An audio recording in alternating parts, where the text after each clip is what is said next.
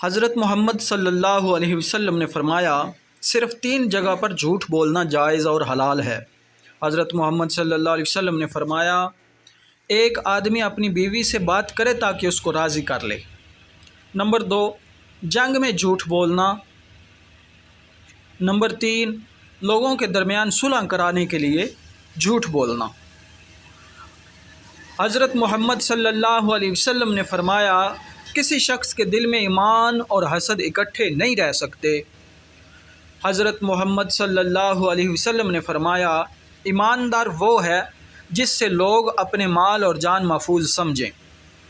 حضرت محمد صلی اللہ علیہ وسلم نے فرمایا سادگی ایمان کی علامت ہے۔ حضرت محمد صلی اللہ علیہ وسلم نے فرمایا ایسی نعمت کسی کو بھی نہیں ملی جو صبر سے بہتر اور بڑی ہو۔ حضرت محمد صلی اللہ علیہ وسلم نے فرمایا افضل جہاد حق بات حاکم کے منہ پر کہنا ہے۔ حضرت محمد صلی اللہ علیہ وسلم نے فرمایا 2 آدمیوں کے درمیان صلح کرا دینا صدقہ ہے۔ حضرت محمد صلی اللہ علیہ وسلم نے فرمایا جو شخص اس بات پر خوش ہو کہ لوگ اس کی تعظیم کے لیے کھڑے ہوں وہ اپنا ٹھکانہ جہنم سمجھ لے۔ حضرت محمد صلی اللہ علیہ وسلم نے فرمایا مومن ایک ہی سوراخ سے دوسری بار نہیں ڈسا جاتا۔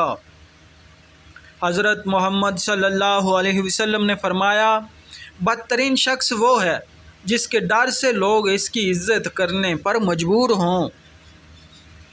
حضرت محمد صلی اللہ علیہ وسلم نے فرمایا انصاف کی ایک گھڑی سالوں کی عبادت سے بہتر ہے۔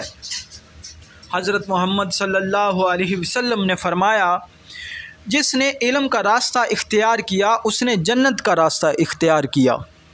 حضرت محمد صلی اللہ علیہ وسلم نے فرمایا بازار سے اولاد کے لیے جو بھی لاؤ پہلے بیٹی پھر بیٹے کو دو۔ حضرت محمد صلی اللہ علیہ وسلم نے فرمایا جہالت افلاس کی بدترین شکل ہے۔ حضرت محمد صلی اللہ علیہ وسلم نے فرمایا اپنی محنت کی کمائی سے بہتر کھانا کسی شخص نے کبھی نہیں کھایا۔